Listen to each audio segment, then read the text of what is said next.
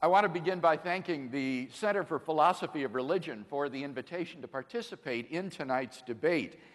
The question of the correct foundation of morality is one that is not only of tremendous academic interest, but also one that has enormous practical application for our lives. Now, to begin with an important point of agreement, Dr. Harris and I agree that there are objective moral values and duties. To say that moral values and duties are objective is to say that they are valid and binding independent of human opinion.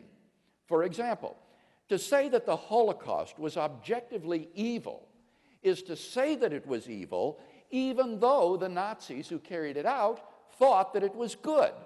And it would still have been evil even if the Nazis had won World War II and succeeded in brainwashing or exterminating everyone who disagreed with them so that everybody thought the Holocaust was good. One of the great merits of Dr. Harris's recent book, The Moral Landscape, is his bold affirmation of the objectivity of moral values and duties. He inveighs against what he calls the overeducated, atheistic, moral nihilists and relativists who refuse to condemn as objectively wrong terrible atrocities like the genital mutilation of little girls. He rightly declares, if only one person in the world held down a terrified, struggling, screaming little girl, cut off her genitals with a septic blade and sewed her back up, the only question would be how severely that person should be punished. What is not in question is that such a person has done something horribly, objectively wrong. The question before us this evening, then, is what is the best foundation for the existence of objective moral values and duties? What grounds them? What makes certain actions objectively good or evil, right or wrong? In tonight's debate, I'm going to defend two basic contentions. First, if God exists, then we have a sound foundation for objective moral values and duties. And second, if God does not exist, then we do not have a sound foundation for objective moral values and duties. Now notice that these are conditional claims. I shall not be arguing tonight that God exists. Maybe Dr. Harris is right, that atheism is true. That wouldn't affect the truth of my two contentions. All that would follow is that objective moral values and duties would then, contrary to Dr. Harris, not exist. So let's look at that first contention together. If God exists, then we have a sound foundation for objective moral values and duties. Here, I want to examine two subpoints with you. First, theism provides a sound foundation for objective moral values. Moral values have to do with what is good or evil. On the theistic view, objective moral values are grounded in God. As St. Anselm saw, God is by definition the greatest conceivable being, and therefore the highest good. Indeed, he is not merely perfectly good, he is the locus and paradigm of moral value. God's own holy and loving nature provides the absolute standard against which all actions are measured. He is, by nature, loving, generous, faithful, kind, and so forth. Thus, if God exists, objective moral values exist, wholly independent of human beings. Second, theism provides a sound foundation for objective moral duties. On a theistic view, objective moral duties are constituted by God's commands. God's moral nature is expressed in relation to us in the form of divine commandments, which constitute our moral duties or obligations. Far from being arbitrary, God's commandments must be consistent with his holy and loving nature.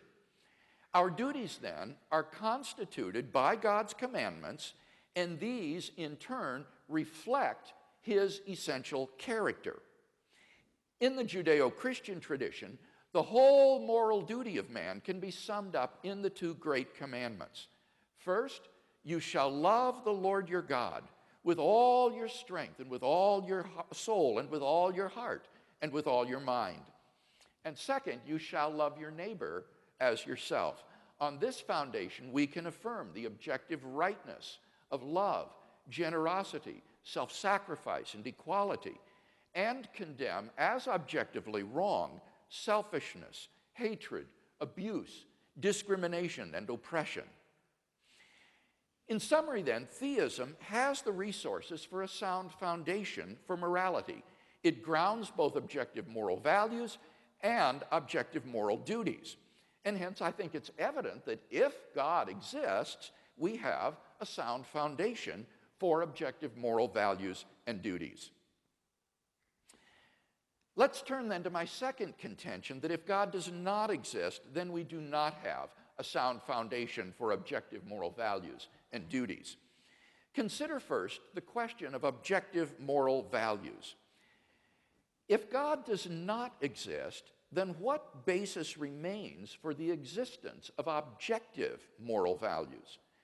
In particular, why think that human beings would have objective moral worth? On the atheistic view, human beings are just accidental byproducts of nature, which have evolved relatively recently on an infinitesimal speck of dust called the planet Earth, and which are doomed to perish individually and collectively in a relatively short time.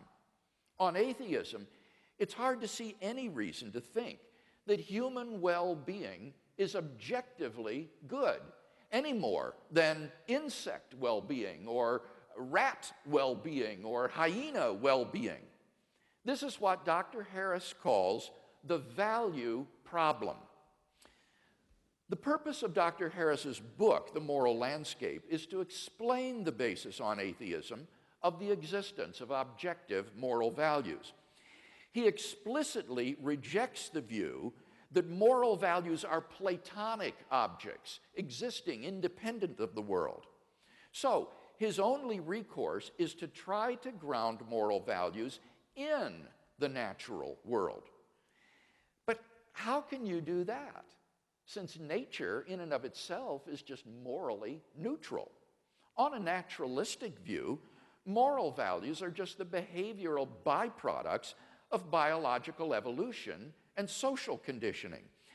Just as a troop of baboons exhibit cooperative and even self-sacrificial behavior because natural selection has determined it to be advantageous in the struggle for survival, so their primate cousins, Homo sapiens, have evolved a sort of herd morality for precisely the same reasons. As a result of sociobiological pressures, there has evolved among Homo sapiens a sort of herd morality which functions well in the perpetuation of our species. But on the atheistic view, there doesn't seem to be anything that makes this morality objectively binding and true. The philosopher of science, Michael Ruse, reports, the position of the modern evolutionist is that humans have an awareness of morality because such an awareness is of biological worth. Morality is a biological adaptation, no less than our hands and feet and teeth. Considered as a rationally justifiable set of claims about an objective something, ethics is illusory. I appreciate that when somebody says, love thy neighbor as thyself, they think they are referring above and beyond themselves. Nevertheless, such reference is truly without foundation. Morality is just an aid to survival and reproduction, and any deeper meaning is illusory. If we were to rewind the film of human evolution and start anew, people with a very different set of moral values might well have evolved. As Darwin himself wrote in The Descent of Man, if men were reared under precisely the same conditions as hive bees, there can hardly be a doubt that our unmarried females would, like the worker bees, think it a sacred duty to kill their brothers, and mothers would strive to kill their fertile daughters and no one would think of interfering. For us to think that human beings are special and our morality is objectively true is to succumb to the temptation to speciesism, that is to say, an unjustified bias in favor of one's own species. If there is no God, then any reason for regarding the herd morality evolved by Homo sapiens on this planet as objectively true seems to have been removed. Take God out of the picture, and all you seem to be left with is an ape-like creature on a speck of dust beset with delusions of moral grandeur. Richard Dawkins' assessment of human worth may be depressing, but why, on atheism, is he mistaken when he says there is at bottom no purpose, no evil, no good, nothing but pointless indifference? We are machines for propagating DNA. It is every living object's sole reason for being. So how does Sam Harris propose to solve the value problem? The trick he proposes is simply to redefine what he means by good and evil in non-moral terms. He says we should define good as that which supports the well-being of conscious creatures. So, he says, questions about values are really questions about the well-being of conscious creatures. And therefore, he concludes, it makes no sense to ask whether maximizing well-being is good. Why not? Because he's redefined the word good to mean the well-being of conscious creatures. So, to ask, why is maximizing creatures' well-being good, is on his definition the same as asking, why does maximizing creatures' well-being maximize creatures' well-being? It's just a tautology. It's just talking in circles. So Dr. Harris has, quote-unquote, solved the value problem just by redefining his terms. It's nothing but wordplay. At the end of the day, Dr. Harris isn't really talking about moral values at all. He's just talking about what's conducive to the flourishing of sentient life on this planet. Seen in this light, his claim that science can tell us a great deal about what contributes to human flourishing is hardly controversial. Of course it can, just as it can tell us what is conducive to the flourishing of corn or mosquitoes or bacteria. His so-called moral landscape, which features the highs and lows of human flourishing, isn't really a moral landscape at all. Thus, Dr. Harris has failed to solve the value problem. He hasn't provided any justification or explanation for why, on atheism, moral values would objectively exist at all. His so-called solution is just a semantical trick of an arbitrary and idiosyncratic redefinition of the terms good and evil in non-moral vocabulary. Second question, does atheism provide a sound foundation for objective moral duties?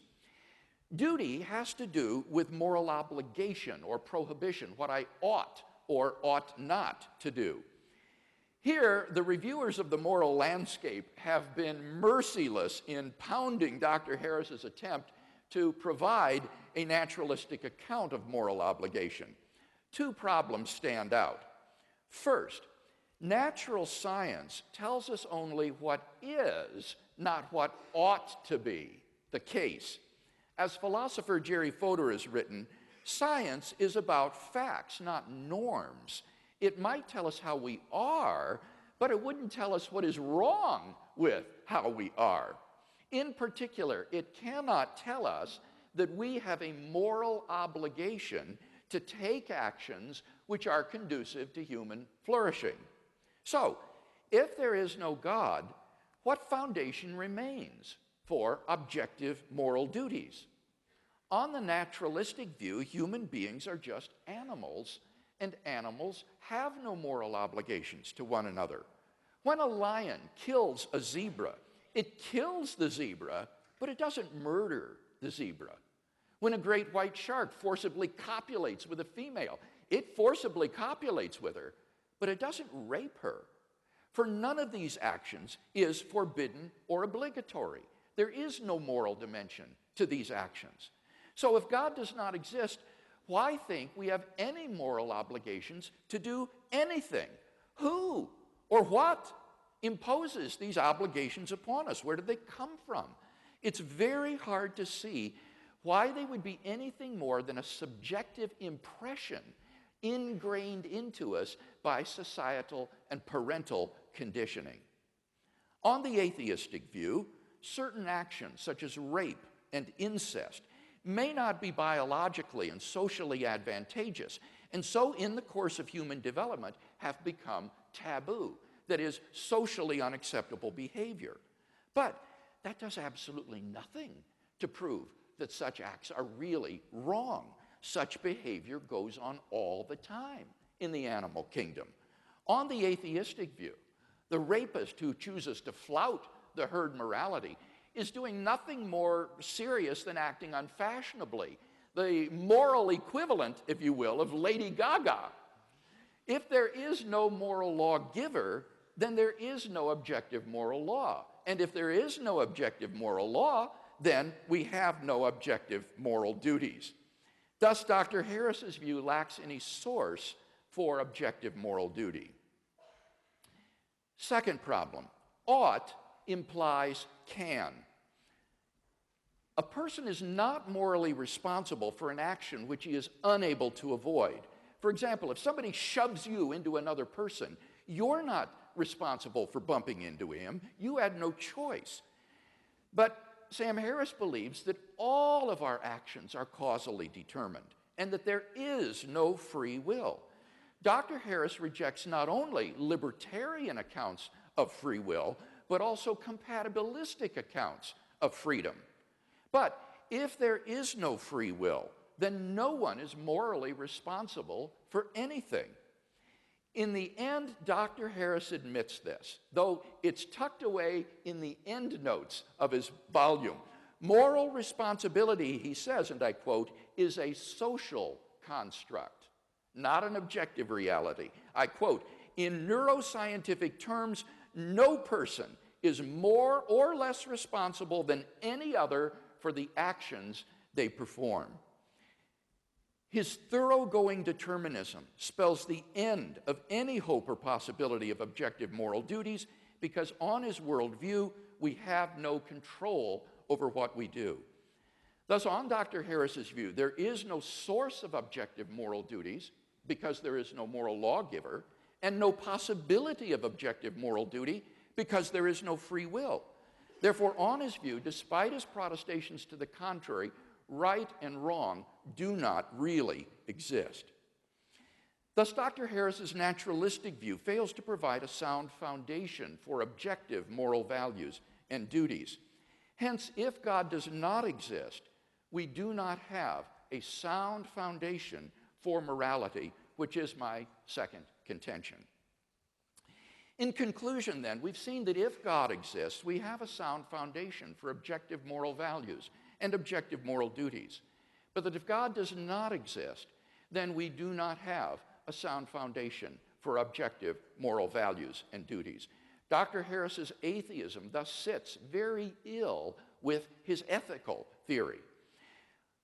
What I'm offering Dr. Harris tonight is not a new set of moral values. I think by and large we share the same applied ethics. Rather, what I'm offering is a sound foundation for the objective moral values and duties that we both hold dear. Thank you very much. Well, first let me say it's an honor to be here at Notre Dame, and I'm very happy to be debating Dr. Craig, the one Christian apologist who seems to have put the fear of God into many of my fellow atheists. I've actually gotten more than a few emails this week that more or less read, "Brother, please don't blow this." So you will be the judge. Now, as many of you know, I've spent a fair amount of time criticizing religion. And one of the perks of this job is that you immediately hear from all the people who think that criticizing religion is a terrible thing to do. And strangely, the reason people rise to the defense of God is not that there's so much evidence that God exists, but that they believe that belief in God is the only intellectual framework for an objective morality. And clearly Dr. Craig is among their number. Now, the sense is that without the conviction that moral truths exist, that words like right and wrong and good and evil actually mean something, humanity will just lose its way. That's the fear, and I actually share that fear.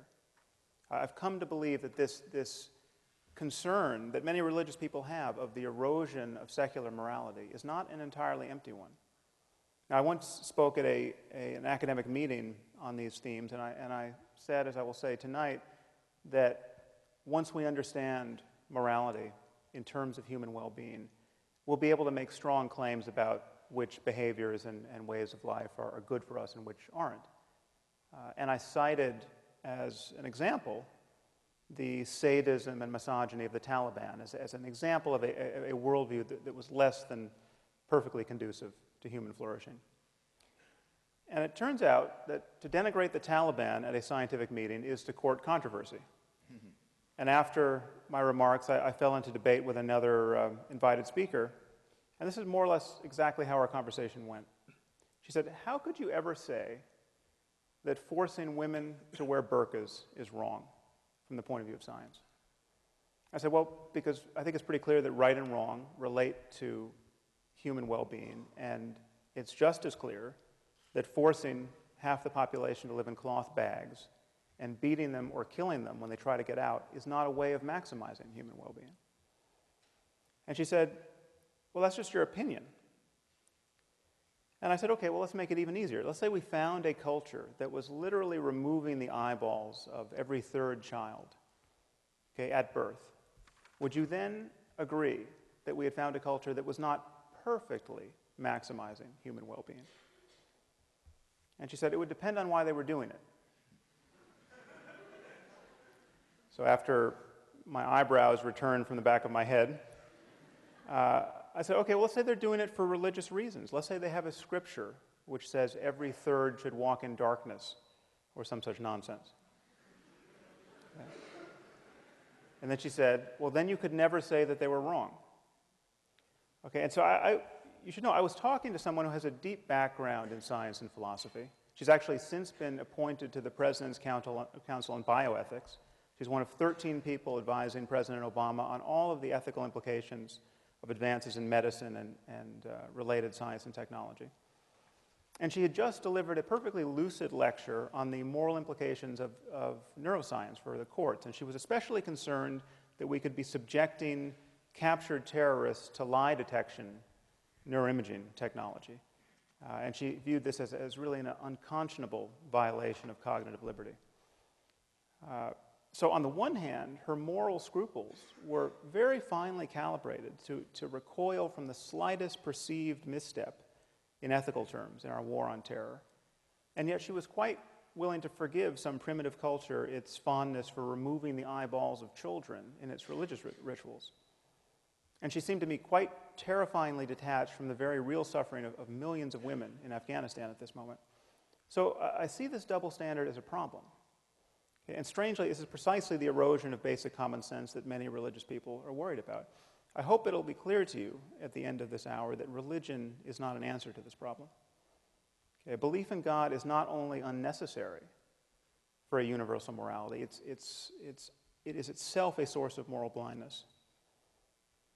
Now, it's widely believed that there are two quantities in this universe. There are facts on the one hand, and of course science can give us our most rigorous discussion of these. But then there are values, which many people, like Dr. Craig, think science can't touch. Okay, questions of meaning and morality and what life is good for. Now, of course, everyone thinks that science can help us get what we value, okay, but it can never tell us what we ought to value. Okay, and therefore it cannot, in principle, be applied to the most important questions in human life, questions like how we should raise our children or what constitutes a good life. Now, it's thought from the point of view of science, and Dr. Craig just gave voice to this opinion, that when we look at the universe, all we see are patterns of events. Just one thing follows another. Okay, and there's no corner of the universe that declares certain of its events to be good or evil, or right or wrong. Apart from us, I mean, our minds, we declare certain events to be better than others. But in doing that, it seems that we're merely projecting our own preferences and desires onto a reality that is intrinsically value-free. Okay, and where do our notions of right and wrong come from? Well, clearly they've been drummed into us by evolution, the product of these apish urges and social emotions, and then they get modulated by culture. We take sexual jealousy, for instance. I mean, this is an attitude that has been bred into us over millions of years. Okay, our ancestors were highly covetous of one another, despite the fact that everyone was covered with hair and had terrible teeth.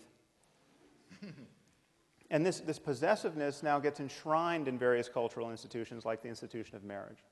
Okay, so therefore, a statement like, it's wrong to cheat on one's spouse, okay, seems a mere summation of these contingencies. It seems like it's an improvisation on the back of biology.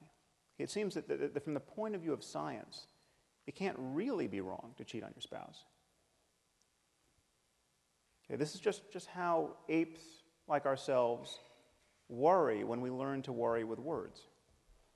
Okay, now here is where religious people, like Dr. Craig, begin to get a little queasy, as I think they should. Okay. And many see no alternative but to insert the God of Abraham, an Iron Age God of war, into the clockwork as an invisible arbiter of moral truth. Okay, it is wrong to cheat on your spouse because Yahweh deems that it is so. Okay, which is curious, because in other moods, Yahweh is perfectly fond of genocide and slavery and human sacrifice. I must say, it's pretty amusing to hear Dr. Craig in his opening remarks say that I'm merely focused on the flourishing of sentient creatures on this planet. Okay, if that's a sin, I'll take it. Okay, one wonders what Dr. Craig is focused on. Now, incidentally, you should not trust Dr. Craig's reading of me. Half the quotes he provided from me, as though I wrote them, were quotes from people I was quoting in my book, and often to different effects. So you'll have to read the book.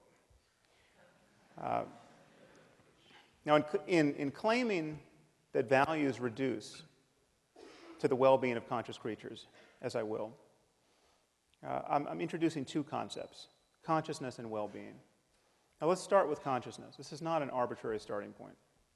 Imagine a universe devoid of the possibility of consciousness. Imagine a universe entirely constituted of rocks. Okay, there's clearly no happiness or suffering in this universe. There's no good or evil. Value judgments don't apply. For changes in the universe to matter, they have to matter, at least potentially, to some conscious system. Okay, what about well-being? Well, the well-being of conscious creatures and the link between that and morality may seem open to doubt, but it shouldn't. Okay, here's the only assumption you have to make. Imagine a universe in which every conscious creature suffers as much as it possibly can for as long as it can. Okay, I call this the worst possible misery for everyone. Okay, the worst possible misery for everyone is bad. Okay, if the word bad applies anywhere, it applies here. Now, if you think the worst possible misery for everyone isn't bad, or maybe it has a silver lining, or maybe there's something worse, I don't know what you're talking about. And what's more, I'm pretty sure you don't know what you're talking about either. What I'm saying is the minimum standard of moral goodness is to avoid the worst possible misery for everyone. If we should do anything in this universe, if we ought to do anything, if we have a moral duty to do anything, it's to avoid the worst possible misery for everyone. Okay, and the moment you admit this, you admit that all other states of the universe are better than the worst possible misery for everyone. You have the worst possible misery for everyone over here, and all these other constellation of experiences arrayed out here. And because the experience of conscious creatures is dependent in some way on the laws of nature, there will be right and wrong ways to move along this continuum. It will be possible to think you're avoiding the worst possible misery for everyone and to fail. You can be wrong in your beliefs about how to navigate this space. So here's my argument for moral truth in the context of science. Questions of right and wrong and good and evil depend upon minds. Okay, they depend upon the possibility of experience. Minds are natural phenomena. They depend upon the laws of nature in some way. Okay, morality and human values, therefore, can be understood through science because in talking about these things, we are talking about all of the facts that influence the well-being of conscious creatures. In our case, we're talking about genetics and neurobiology and psychology and sociology and economics. Now, I view this space of all possible experience as a kind of moral landscape with peaks that correspond to the heights of well-being and valleys that correspond to the lowest suffering. And the first thing to realize is that there may be many equivalent peaks in this space. There may be many different but morally equivalent ways for human beings to thrive. But there will be many more ways not to thrive.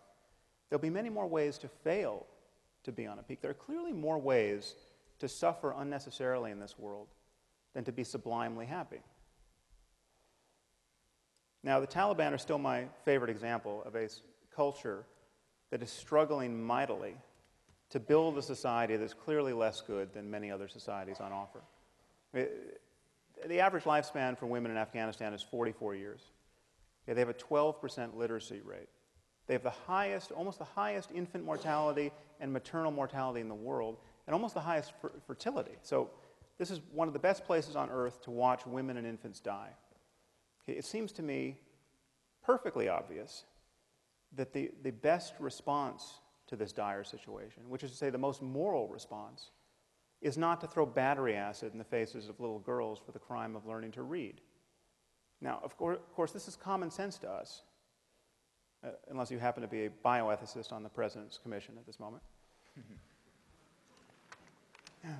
But I'm saying, at bottom, these are also truths about biology and neurology and psychology and sociology and economics. It is not unscientific to say that the Taliban are wrong about morality, that the moment we notice that we know anything at all about human well-being, we have to say this. Okay, now, some people with a little philosophical training may be tempted to say, but what if a father wants to burn off his daughter's face with battery acid? Who are you to say that he's not as moral as we are? What if he has an alternate conception of well-being that's just as legitimate? Or who's to say that we should care about the well-being of little girls? This is the kind of email I get, incidentally.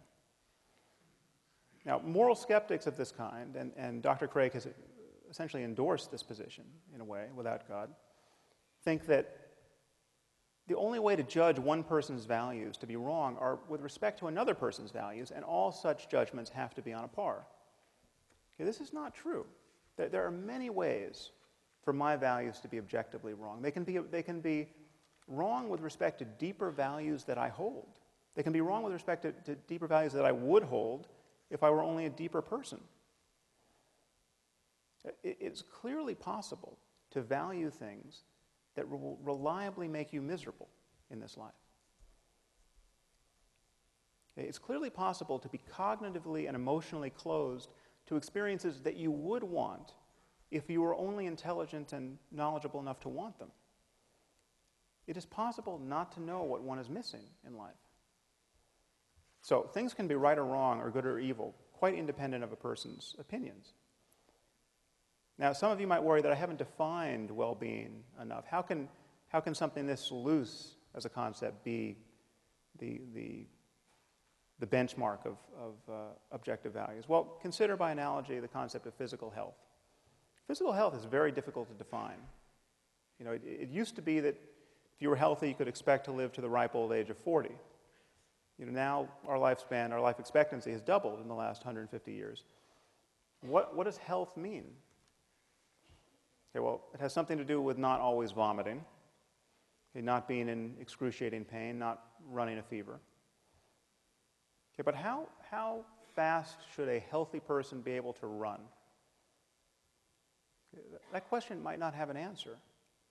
Okay, but this does not make the question of health vacuous. Okay, it doesn't make it merely a matter of opinion or of cultural construction. Okay, the distinction between a healthy person and a dead one is about as clear and consequential as any we ever make in science. Okay, and notice that no one is ever tempted to attack the philosophical underpinnings of medicine with questions like, well, who are you to say that not always vomiting is healthy? What if you meet someone who wants to vomit, and he wants to vomit until he dies? Okay, how could you argue that he is not as healthy as you are? In talking about morality and human values, I think we really are talking about mental health and the health of societies. And the truth is, science has always been in the values business. We simply cannot speak of facts without resorting to values. I mean, consider the simplest statement of scientific fact. Water is 2 parts hydrogen and 1 part oxygen. This seems as value-free an utterance as human beings ever make. But what do we do when someone doubts the truth of this proposition? Okay, all we can do is appeal to scientific values, the value of understanding the world, the value of evidence, the value of logical consistency. What if someone says, well, that's not how I choose to think about water. Okay, I'm a biblical chemist, and I read in Genesis 1 that God created water before he created light. So I take that to mean that there were no stars. So there were no stars to fuse helium and hydrogen into heavier elements like oxygen. Therefore, there was no oxygen to put in the water. So either water has no oxygen, or God created special oxygen to put in the water. But I don't think he would do that because that would be biblically inelegant. Okay, what can we say to such a person? Okay, all we can do is appeal to scientific values. And if he doesn't share those values, the conversation is over. Okay, if someone doesn't value evidence, what evidence are you going to provide to prove that they should value it? If someone doesn't value logic, what logical argument could you provide to show the importance of logic? Okay, so I think this split between facts and values should look really strange to you on its face. I mean, what are we really saying when we say that science can't be applied to the most important questions in human life? Okay, we're saying that when we get our biases out of the way, when we most fully rely on clear reasoning and honest observation, when intellectual honesty is at its zenith, well, then those efforts have no application whatsoever to the most important questions in human life. That is precisely the mood you cannot be in to answer the most important questions in human life. It would be very strange if that were so.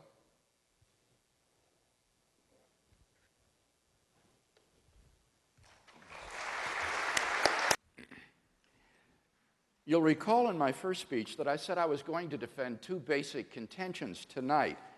First, that if God exists, then we have a sound foundation for objective moral values and duties. First, I explained that if God exists, then objective moral values are grounded in the character of God himself, who is essentially compassionate, fair, kind, generous, and so forth. Here, Dr. Harris didn't have anything by way of disagreement to say, but I do want to clear up a possible confusion. He represented this by saying that if religion were not true, then words like good and evil, right and wrong would have no meaning. I'm not maintaining that. That is to confuse moral ontology with moral semantics. Moral ontology asks, what is the foundation of objective moral values and duties? Moral semantics asks, what is the meaning of moral terms? And I am not making any kind of semantical claim tonight that good means something like commanded by God. Rather, my concern is moral ontology. What is the ground or the foundation of moral values and duties? To give an illustration, think of light. Light is a certain visible range of the electromagnetic spectrum, but obviously that isn't the meaning of the word light. People knew how to use the word light long before they discovered its physical nature. And I might also add, they certainly knew the difference between light and darkness long before they understood the physics of light. Now, in exactly the same way, we can know the meaning of moral terms like good and evil, right and wrong, and know the difference between good and evil without being aware that the good is grounded in God ontologically. So that is the position I'm defending tonight, is that moral values are grounded ontologically in God. Second, our moral duties are grounded by God's commandments, which are necessary reflections of his nature. Here, the only response I detected from Dr. Harris was to refer to the atrocities in the Hebrew Bible. But I think this is quite irrelevant to tonight's discussion. There are plenty of divine command theorists who are not Jews or Christians and place no stock whatsoever in the Bible. So this isn't an objection to divine command theory that I'm defending tonight. Now, if you are interested in biblical ethics, I want to highly recommend Paul Copan's new book, Is God a Moral Monster?, which examines those passages in the Hebrew Bible in light of the ancient Near East, and I can guarantee you it will be a very enlightening and interesting read. But this issue is strictly irrelevant in tonight's debate. So we've not heard any objection to a theistic grounding for ethics. If God does exist, it's clear, I think, obvious even, that we have a sound foundation for objective moral values and duties. Now, what if God does not exist? Is there a sound foundation, first of all, for objective moral values? Now here, Dr. Harris said you don't need religion in order to have universal morality. Again, that's a confusion. Of course you don't. Remember, the Nazis, for example, could have won World War II and established a universal morality. The issue isn't universality, the issue is objectivity. And I'm maintaining that in the absence of God, there isn't any reason, any explanation for the existence of objective moral values. Now, Dr. Harris says, but we can imagine creatures being in the worst possible misery, and it's obviously better for creatures to be flourishing. The well-being of conscious creatures is good. Well, of course it is. That's not the question. We agree that all things being equal, flourishing of conscious creatures is good. The question is rather, if atheism were true, what would make the flourishing of conscious creatures objectively good? Conscious creatures might like to flourish, but there's no reason on atheism to think that it would really be objectively good. Now here, Dr. Harris, I think, is guilty of misusing terms like good and bad, right and wrong, in equivocal ways. He will often use them in non-moral senses. For example, he'll say there are objectively good and bad moves in chess. Now that's clearly not a moral use of the terms good and bad. You just mean they're not apt to win or produce a winning strategy. It's not evil what you've done. And similarly, in ordinary English, we use the words good and bad in a number of non-moral ways. For example, we say Notre Dame has a good team. Now, we can hope it's an ethical team, but that's not what's indicated by the win-loss record. That is a different meaning of good. Or we say that's a good way to get yourself killed. Or that's a good game plan. Or the sunshine felt good. Or that's a good route to East Lansing. Or there's no good reason to do that. Or she's in good health. All of these are non-moral uses of the word good.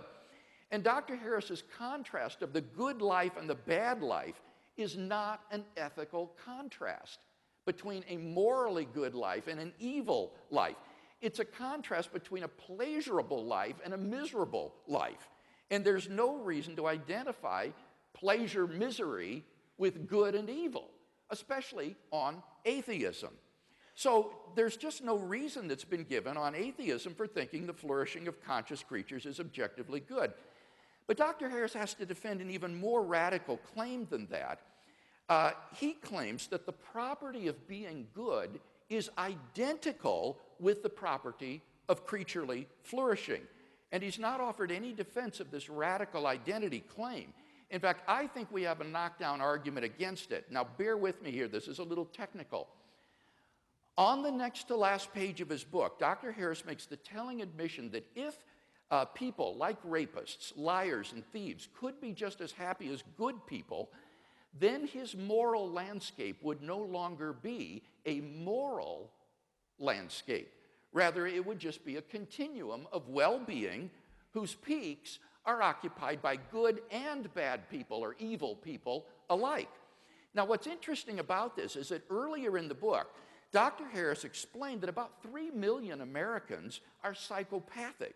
That is to say, they don't care about the mental states of others. They enjoy inflicting pain on other people.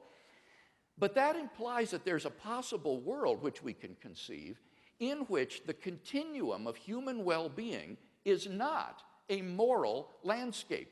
The peaks of well-being could be occupied by evil people. But that entails that in the actual world, the continuum of well-being and the moral landscape are not identical either. For identity is a necessary relation. There is no possible world in which some entity A is not identical to A. So if there's any possible world in which A is not identical to B, then it follows that A is not in fact identical to B. Now, since it's possible that human well-being and moral goodness are not identical, it follows necessarily that human well-being and goodness are not the same, as Dr. Harris has asserted in his book. Now, it's not often in philosophy that you get a knockdown argument against a position, but I think we've got one here by granting that it's possible that the continuum of well-being is not identical to the moral landscape. Dr. Harris's view becomes logically incoherent. And all of this goes to underline my fundamental point that on atheism, there's just no reason to identify the well-being of conscious creatures with moral goodness. Atheism cannot explain the reality, the objective reality of moral values. What about objective moral duties? I first argued from the is-ought distinction that there is no basis on atheism for thinking that we have any moral duties. And here Dr. Harris says, if we have a moral duty to do anything, we have a duty to avoid the worst possible misery. But the question is the antecedent of that conditional. If we have a moral duty to do anything, what I'm arguing is that on atheism, I don't see any reason to think we have any moral duties to do anything. Moral obligations or prohibitions arise in response to imperatives from a competent authority. For example, if a policeman tells you to pull over, then because of his authority, who he is, you are legally obligated to pull over. But if some random stranger tells you to pull over, you're not legally obligated to do so. Now, in the absence of God, what authority is there to issue moral commands or prohibitions? There is none on atheism. And therefore, there are no moral imperatives for us to obey. In the absence of God, there just isn't any sort of moral obligation or prohibition that characterizes our lives. In particular, we're not morally obligated to promote the flourishing of conscious creatures. So this is-ought distinction seems to me to be one that's fatal to Dr. Harris's position and has been widely recognized as such by reviewers of the moral landscape. But secondly, the problem that's even worse is the ought implies can problem. In the absence of the ability to do otherwise, there is no moral responsibility. In the absence of freedom of the will, we are just puppets or electrochemical machines. And puppets do not have moral responsibilities. Machines are not moral obligations. But on Dr. Harris's view, there is no freedom of the will, either in a libertarian or a compatibilistic sense, and therefore there is no moral responsibility. So there isn't even the possibility of moral duty on his view. So while I can affirm and applaud Dr. Harris's affirmation of the objectivity of moral values and moral duties, at the end of the day, his philosophical worldview just doesn't ground these entities that we both want to affirm. If God exists, then we clearly have a sound foundation for objective moral values and moral duties. But if God does not exist, that is, if atheism is true, then there is no basis for the affirmation of objective moral values, and there is no ground for objective moral duties, because there is no moral lawgiver and there is no freedom of the will. And therefore, it seems to me that atheism is simply bereft of the adequate ontological foundations to establish the moral life.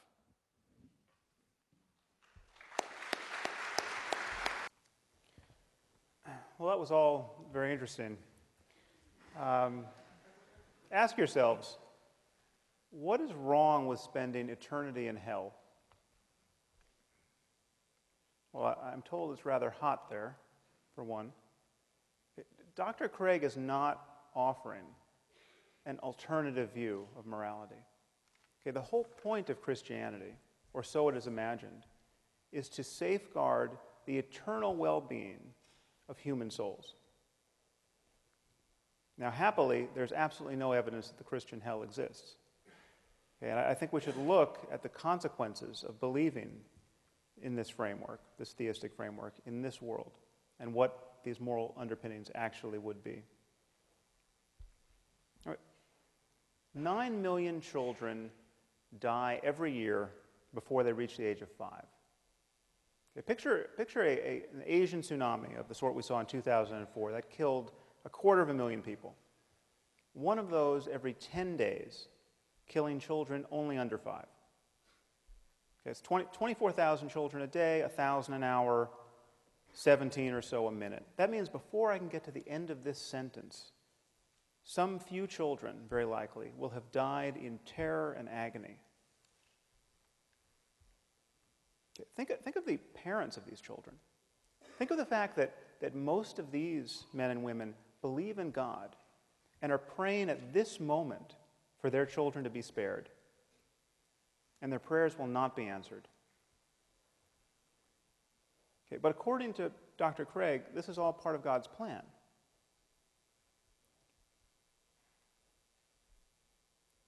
Any God who would allow children by the millions to suffer and die in this way, and their parents to grieve in this way, either can do nothing to help them or doesn't care to.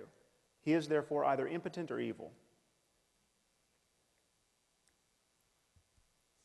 And worse than that, on Dr. Craig's view, most of these people, many of these people certainly, will be going to hell because they're praying to the wrong God.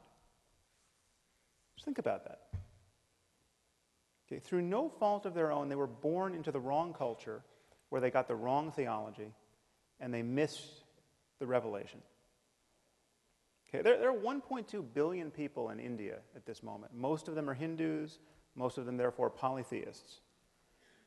Okay, in Dr. Craig's universe, no matter how good these people are, they are doomed.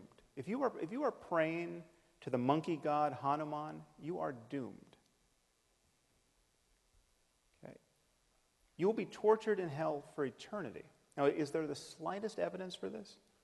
No. It just says so in Mark 9 and Matthew 13 and Revelation 14. Okay. Perhaps you'll remember from the Lord of the Rings, it says when the elves die, they go to Valinor, but they can be reborn in Middle-earth. I say that just as a point of comparison. Okay. So God created the cultural isolation of the Hindus. Okay. He engineered the circumstance of their deaths in ignorance of revelation. And then he created the penalty for this ignorance, which is an eternity of conscious torment in fire. Okay, on the other hand, on Dr. Craig's account, your run-of-the-mill serial killer in America, okay, who spent his life raping and torturing children, need only come to God, come to Jesus on death row, and after a final meal of fried chicken, he's going to spend an eternity in heaven after death. Okay, one thing should be crystal clear to you. This vision of life has absolutely nothing to do with moral accountability. Okay, and please notice the double standard that people like Dr. Craig use to exonerate God from all this evil. Okay, we're told that God is loving and kind and just and intrinsically good. But when someone like myself points out the rather obvious and compelling evidence that God is cruel and unjust because he visits suffering on innocent people of a scope and scale that would embarrass the most ambitious psychopath, okay, we're told that God is mysterious. Okay, who can understand God's will? Okay, and yet this is precisely, this merely human understanding of God's will is precisely what believers use to establish his goodness in the first place. You know, something good happens to a Christian. He feels some bliss while praying, say, or he sees some positive change in his life, and we're told that God is good. Okay, but when children by the tens of thousands are torn from their parents' arms and drowned, we're told that God is mysterious. Okay, this is how you play tennis without the net. Okay, and I want to suggest to you that it is not only tiresome when otherwise intelligent people speak this way, it is morally reprehensible.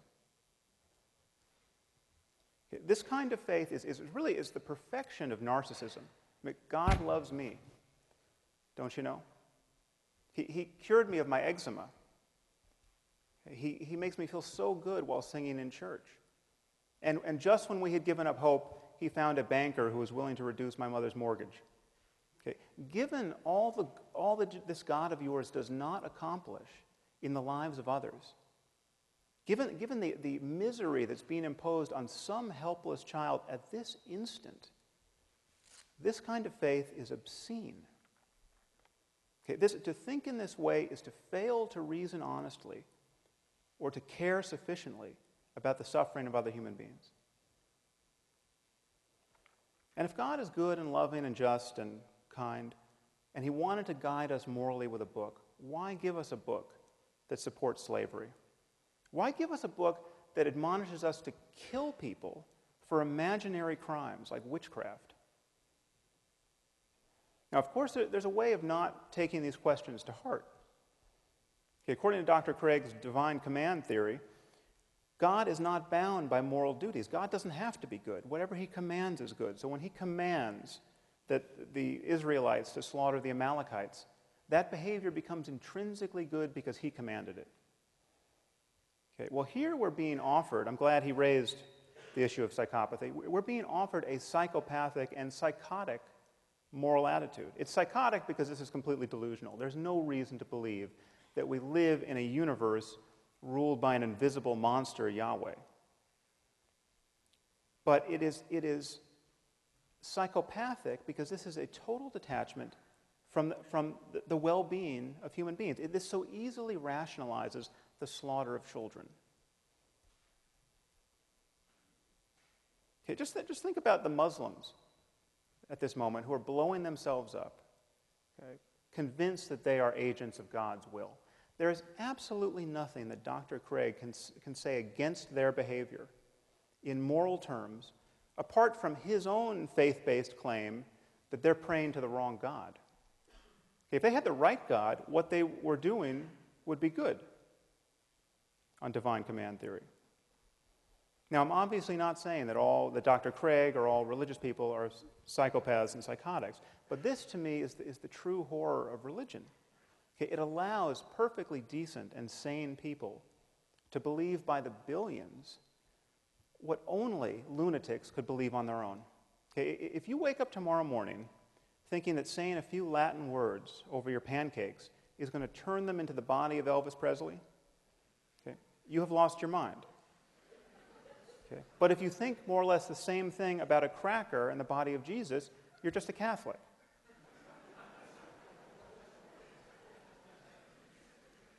And I'm not the first person to notice that it's a very strange sort of loving God who would make salvation depend on believing in him on bad evidence.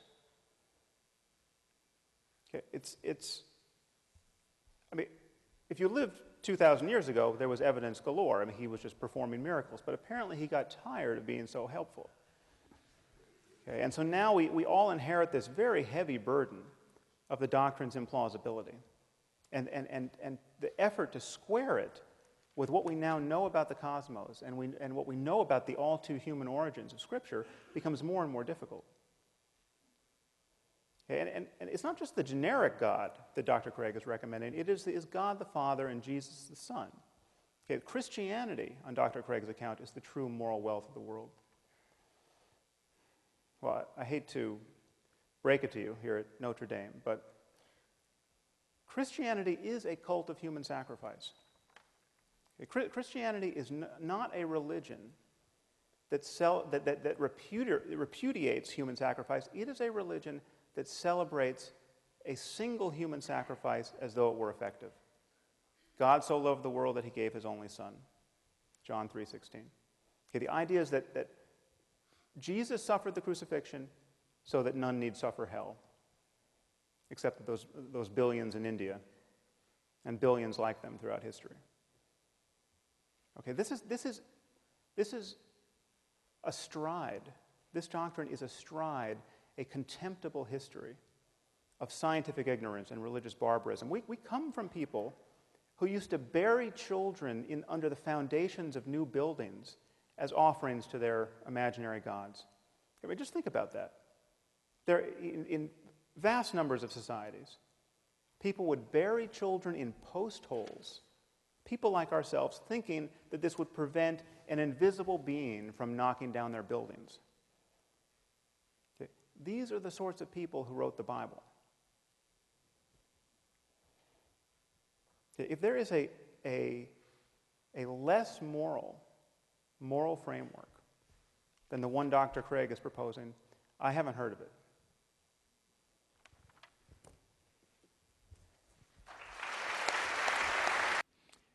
The less moral framework is atheism. Atheism has no grounds for objective moral values or duties. And it's interesting that in that last speech, I was disappointed to hear no defense given of that crucial second contention that I offered against Dr. Harris's view. Remember, we talked about the value problem. I gave what I consider a knockdown argument to show that the moral landscape is not identical to the continuum of human flourishing. We talked about objective moral duties, the is versus ought distinction, the ought implies can problem. None of these have been responded to. So if you want a really desperate moral system, try atheism. There's no foundation for objective moral values and duties there. Now, what about theism? Does it do any better? Well, in the last speech, we heard some attacks on my first contention that God provides a sound foundation for morality. Unfortunately, it seems to be that most of these were red herrings. A red herring is a smelly old fish that's dragged across the path of the bloodhounds to distract them from their true quarry, so they get distracted and go off following the dead fish. And I'm not going to be distracted by the red herrings that were offered in that last speech. For example, in response to my claim that if God exists, then objective moral values exist, we heard that I haven't truly offered an alternative to his view because the goal on theism is to avoid hell. Honestly, it just simply shows how poorly Sam Harris understands Christianity. You don't believe in God to avoid going to hell. Belief in God isn't some kind of fire insurance. You believe in God because God, as the supreme good, is the appropriate object of adoration and love. He is goodness itself to be desired for its own sake. And so the fulfillment of human existence is to be found in relation to God. It is because of who God is and his moral worth that he is worthy of worship. It has nothing to do with avoiding hell or promoting your own well-being. He then responds, but there's no good reason to believe that such a being exists. Look at the problem of evil and the problem of the unevangelized. Both of these, as I explained in my opening speech, are irrelevant in tonight's debate because I'm not arguing that God exists. Maybe he's right. Maybe these are insuperable objections to Christianity or to theism. It wouldn't affect either of my contentions that if God exists, then we have a sound foundation for moral values and duties. If God does not exist, then we have no foundation for objective moral values and duties. So these are red herrings. Now, I have written on each of these problems, the problem of evil and the problem of the unevangelized, and you can find much of what I've said at our website, reasonablefaith.org. If you're interested, go ahead and look at that. Or, as Michael Ray suggested, talk to one of your philosophy professors. Michael has written extensively on the problem of evil, and I'm sure he'd love to have a conversation with you about those things. Notice, secondly, I would want to say, evil actually proves that God exists. Because if God does not exist, objective moral values and duties do not exist. If evil exists, then it follows that objective values and duties do exist. Namely, some things are evil. So evil actually proves the existence of God, since in the absence of God, good and evil as such would not exist. So you cannot press both the problem of evil and agree with my contention that if God does not exist, objective moral values and duties do not exist, because evil actually will be an argument for the existence of God. Notice that Dr. Harris has no moral foundation for saying that Christian beliefs are morally execrable, because he has no foundation for making such a judgment. If atheism is true, what objective foundation is there for affirming that one view is execrable and another is not? There's simply no basis for such judgments. So, if he wants to have a debate on theism, I will happily engage in one with him, but that's not the debate for tonight. He also says it's psychopathic to believe these things. Now, that remark is just as stupid as it is insulting. It is absurd to think that people like Professor Peter Van Inwagen here at the University of Notre Dame is psychopathic, or that a guy like Dr. Tom Flint, who is as gracious a Christian gentleman as I could have ever met, is psychopathic. This is simply below the belt. So it seems to me that we've not been given any refutation of the view that if God does exist, then his essence, his character, is determinative for the existence of objective moral values. What about objective moral duties? Here I explained that God's commands must be consistent with his nature. And Dr. Harris continues to press the point, but the Bible supports slavery. Again, I'll refer you to Professor Copan's book, which shows that that is a gross misrepresentation of ancient Israel, which did not, in fact, promote slavery as we understand it in light of the experience in the American South.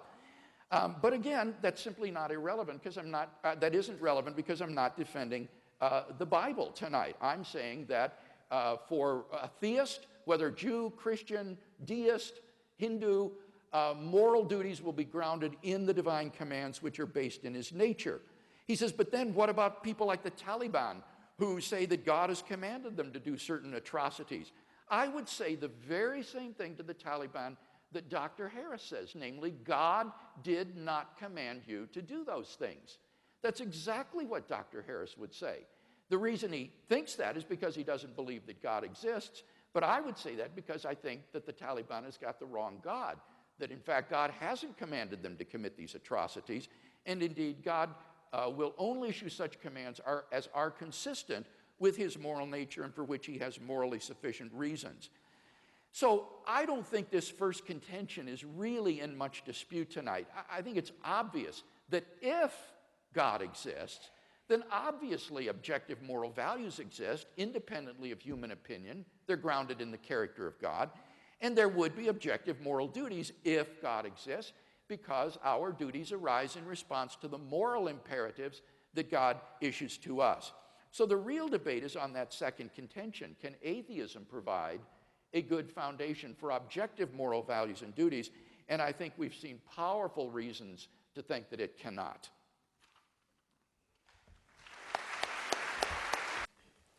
Well, perhaps you've noticed Dr. Craig has a charming habit of summarizing his opponent's points in a way in which they were not actually given, so I will leave it to you to sort it out on YouTube. Needless to say, I didn't call those esteemed colleagues of his psychopaths, as I made clear. In any case, Dr. Craig has merely defined God as being intrinsically good. If you want to charge someone with merely semantic games, the shoe's on the other foot as well. There is no reason that I can see why there couldn't be an evil God, or several. Okay, but his God is intrinsically good. Goodness is grounded in his very nature. That is a definitional move that he has made. Now, I have presented a positive case for grounding an objective morality in the context of science. And thinking about moral truth in the context of science should only pose a problem for you if you imagine that a science of morality has to be absolutely self-justifying in a way that no science ever could be. Okay, every branch of science must rely on certain axiomatic assumptions, okay, certain core values. And a science of morality would be on the same footing as a science of medicine or physics or chemistry. You need only assume that the worst possible misery for everyone is bad and worth avoiding, and indeed the worst case scenario for conscious life. And if science is unscientific, if having a value assumption at the core renders science unscientific, what is scientific?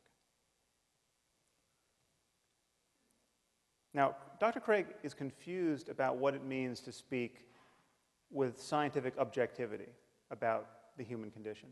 He says things like, from the point of view of science, we're just constellations of atoms and we're no more valuable than rats or insects. Okay, as though the only scientifically objective thing that could be said about us is that we're constellations of atoms. Okay, there are two very different senses in which we use these terms, subjective and objective. Okay, the first is epistemological. It relates to how we know. And when we say we're reasoning or thinking objectively in this sense, we're talking about the style in which we're thinking. We're talking about the fact that we're seeing through our biases, which is to say, trying to jettison bias. We are reasoning in a way that's available to the data. Our minds are open to counter-arguments. Now, this is the absolute foundation of science, and this is what opens such an invidious gulf between science and religion, the difference here in this approach to objectivity. But science does not require that we ignore the fact that certain facts are subjective, ontologically subjective. Okay, there are facts about the human condition that science can understand and study that are first-person facts, facts about what it's like to be you. Okay, and we can study these facts, and our study of them reveals how much deeper and richer and more meaningful our lives are than the lives of cockroaches. Okay, so this is a false reductionism that he's purveying here. Now, so there are subjective facts. If you happen to have an intact nervous system, being burned alive will be excruciatingly painful. The painfulness of pain is a subjective fact about you. Okay, what my argument entails is that we can speak objectively about a certain class of subjective facts that go by the name of morality, that relate to questions of good and evil, and these depend on the well-being of conscious creatures, especially our own. And by this light, we can see that it's possible to value the wrong things. I mean, if you think you prefer to be neurotic and in pain, and incapable of creative work, and completely disconnected from other people, there's something wrong with you. Okay, objectively wrong with you? Yes. Okay. In that you are closed to higher states of consciousness. Higher with respect to what? Higher as in further from the lowest possible state of consciousness, the worst possible misery for everyone. Okay, is the worst possible misery for everyone really bad? Once again, we have hit philosophical bedrock with the shovel of a stupid question. Now, I want to take a brief moment to speak about these higher possibilities, because it's often thought that non-believers like myself are closed to some remarkable experiences that religious people have. That's not true. That's not true. There's nothing that prevents an atheist from experiencing self-transcending love and ecstasy and rapture and awe. There's nothing that prevents an atheist from going into a cave for a year like a proper mystic and doing nothing but meditate on compassion, say. What atheists don't tend to do is make unjustifiable and unjustified claims about the nature of the cosmos or about the divine origin of certain books on the basis of those experiences. Now, the prospect of somebody becoming a true saint in life and inspiring people long after their deaths is something that I take very seriously. I've spent a lot of time studying meditation with some very great, wise old yogis and Tibetan lamas who've spent decades on retreat. I mean, really remarkable people. Okay? People who I actually consider to be spiritual geniuses of a certain sort. And so I can well imagine if Jesus was a spiritual genius, a palpably non-neurotic and charismatic and wise person, I can well imagine the experience of his disciples. I can well imagine the kind of influence he could have on their lives. Okay? We do not have to presuppose anything on insufficient evidence in order to explore this higher terrain of human well-being. We don't have to take anything on faith. We don't have to lie to ourselves or to our children about the nature of reality. If we want to understand our situation in the world, along with these deeper possibilities, we have to do it in the spirit of science. Okay, given that people have had these remarkable experiences in every context, while worshiping one God, while worshiping hundreds, while worshiping none, that proves that a deeper principle is at work. That the sectarian claims of our various religions can't possibly be true in that context. And all we have is human conversation to capture these possibilities. We can either have a first century conversation as dictated by the New Testament, or a 7th century conversation as dictated by the Quran, or a 21st century conversation that leaves us open to the full wealth of human learning. Please think about these things.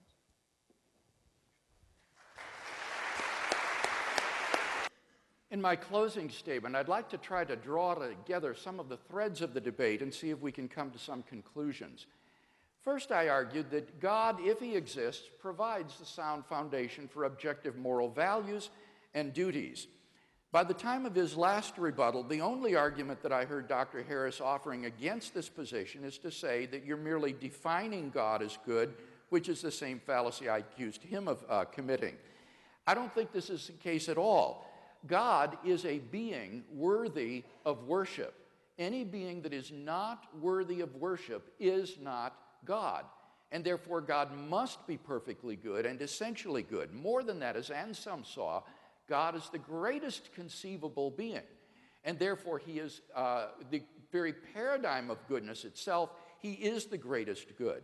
So once you understand the concept of God, you can see that asking, well, why is God good, is sort of like asking, why are all bachelors unmarried? It's the very concept of the greatest conceivable being, a being worthy of worship, that entails the essential goodness of God. And I think it's evident that if God exists, then we do have objective moral values and duties. Secondly, I argued, if God does not exist, we have no foundation for objective moral values or objective moral duties. I showed that on his view, it is logically impossible to say that the moral landscape is identical to the landscape of the flourishing of conscious beings, and that therefore his view is incoherent. We also looked at the is-ought distinction, and the ought implies can, to which Dr. Harris has never replied in the course of this evening's debate. In his last speech, he said, but we simply must rely upon certain axioms. Well, that's the same as saying you've got to take it by faith. And if these axioms are moral axioms, then I think he's admitting my point, that on atheism, there simply is no ground for believing the objectivity of moral values and duties. He just takes them by a leap of faith. He says, well, there are different senses of the word objective. Yes, of course, and in my opening speech, I made clear the sense in which I was defining the term. I mean valid and binding, independent of human opinion. And moral values are not objectively binding and valid in that way on atheism. He says science can study subjective facts. For example, pain is a subjective fact. Granted, that's certainly true. So my question is the wrongness of an action a subjective fact? On atheism, it's hard to see how it couldn't be anything more than a subjective fact, in which case you cannot say, as Dr. Harris wants to say, and I agree with him, that the genital mutilation of little girls is objectively wrong, not just a subjective opinion. He says, well, but if you're psychopathic or neurotic, there's something wrong with you. Granted, I agree with that. There is something wrong with you. But the question is, on atheism, if atheism were true, would there be anything objectively morally wrong with doing what the psychopath does? He hasn't been able to show that. Indeed, there are no moral duties on his view.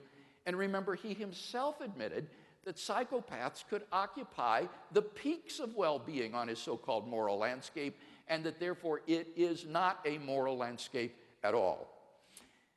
To conclude, I want to quote from a remarkable article that appeared in the Duke Law Journal by Arthur Allen Leff called Unspeakable Ethics, A Natural Law. Dr. Leff's difficulty is the same as Dr. Harris's. He wants to find a foundation for moral values and duties, in this case for the law, that would be independent of human opinion, would be objective, and would be in the world. And he can't find one.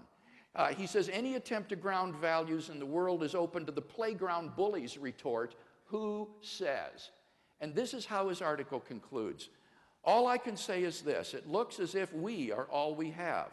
Only if ethics were something unspeakable by us, that is, something transcendent, could law be unnatural and therefore unchallengeable. As things now stand, everything is up for grabs. Nevertheless, napalming babies is bad. Starving the poor is wicked. Buying and selling each other is depraved. There is in the world such a thing as evil. All together now, says who? God help us.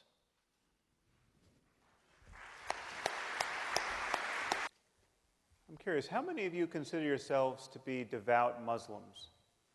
I see a show of hands. Don't mean to single anyone out, but not many.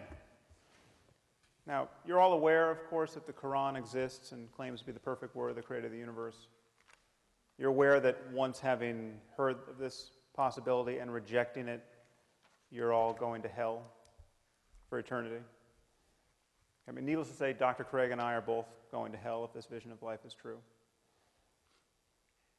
Okay, the problem is that everything Dr. Craig has said tonight, with a few modifications, could be said in defense of Islam, in fact, has been said in defense of Islam. Okay, the logic is exactly the same. We have a book that claims to be the word of the creator of the universe. It tells us about the nature of moral reality and how to live within it. Well, what if Muslims are right? And what if Islam is true? Okay, how should we view God in moral terms? How would we view God in moral terms? Or I should say Allah. Okay, we have been born in the wrong place, to the wrong parents, given the wrong culture, given the wrong theology. Okay, needless to say, Dr. Craig is doomed. He's been thoroughly confused by Christianity. I mean, just appreciate what a bad position he's now in to appreciate the true Word of God. I've been thoroughly misled by science. Okay, where is Allah's compassion? Okay. And yet, he's omnipotent. He could change this in an instant. He could give us a sign that would convince everyone in this room. And yet he's not going to do it. And hell awaits. And hell awaits our children because we can't help but mislead our children. Okay, now just hold this vision in mind. And first appreciate how little sleep you have lost over this possibility. Okay, just feel in yourself at this moment how carefree you are and will continue to be in the face of this possibility. What are the chances that we're all going to go to hell for eternity because we haven't recognized the Quran to be the perfect word of the creator of the universe? Please know that this is exactly how Christianity appears to someone who's not been indoctrinated by it.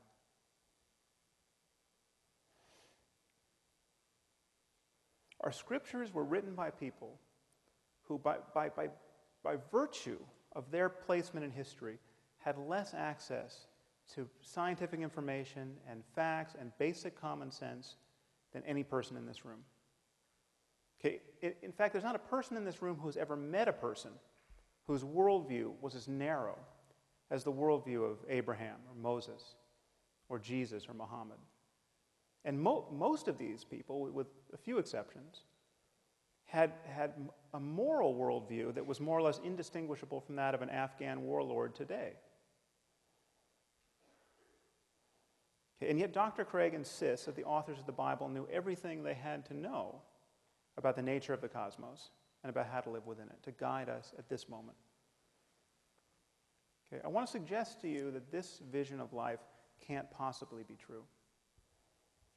Okay, but just as there's no such thing as Christian physics or Muslim algebra, there can be no such thing as Christian or Muslim morality. Whatever is true about our circumstance in moral terms and in spiritual terms is discoverable now and can be talked about in language that is not an outright affront to everything that we've learned in the last 2,000 years.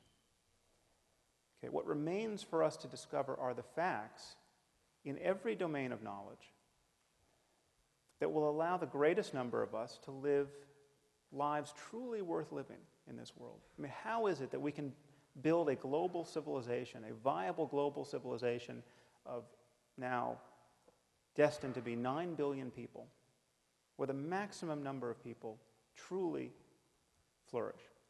That is the challenge we face. Sectarian moral denominations, okay, a world shattered, balkanized by competing claims about an invisible God is not the way to do it, apart from the fact that there's no evidence in the first place that should be compelling to us to adopt that view. The only tool we need is honest inquiry. And I would suggest to you that if faith is ever right about anything in this domain, it's right by accident. Thank you very much. It's been a pleasure to talk to all of you.